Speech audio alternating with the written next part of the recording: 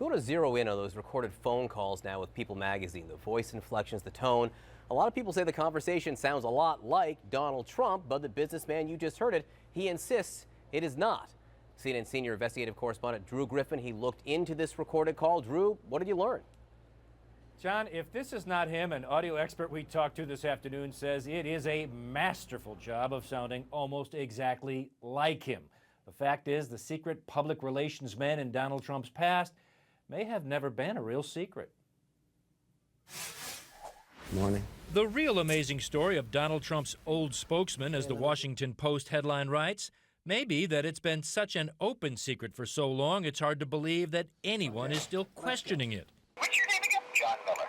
And you work with Donald? Yes, that's correct. It was back in the 1980s, and when the flashy New York real estate mogul needed to get a bit of news out, the newspaper reports it was common knowledge among New York reporters that Trump just assumed a different name and handled the media calls himself.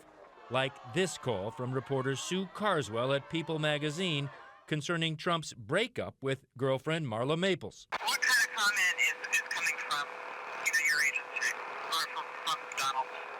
Well, it's just that he really decided that he wasn't, he didn't want to make the commitment. He didn't want to make a commitment. He really thought it was too soon. He's coming out of a marriage that, and he's starting to do tremendously well financially. And he just thought it was too soon to make any commitment to anybody. So what is going to happen with her? Is she being asked to leave, or she's going to be allowed to stay? Well, she can. He treats everybody well, and you don't know him, but he's a. No, I have met him. Have you met him? Yes. He's a good guy, and he's not going to hurt anybody. He treated his wife well, and he will treat Marla well. And he's somebody that has a lot of options, and frankly, he gets called by everybody. He gets called by everybody in the book in terms of women.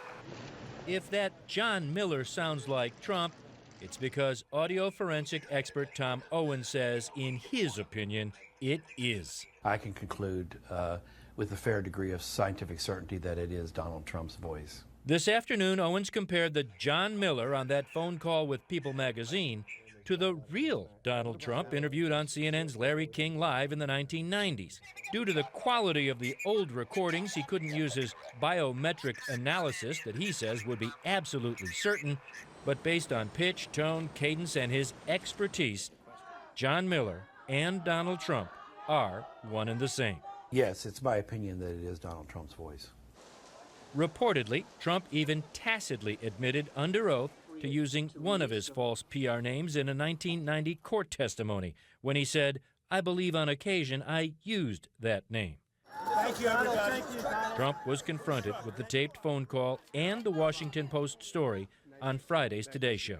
No, I don't think it, I don't know anything about it. You're telling me about it for the first time, and it doesn't sound like my voice at all. I have many, many people that are trying to imitate my voice, and you can imagine that.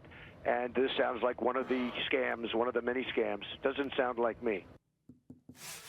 John, why would he use fake names and fake public relations spokespeople in the first place? It was a way, say those who took these calls, for Donald Trump to deliver his tough positions on real estate deals, failures, or even relationships without getting his hands dirty.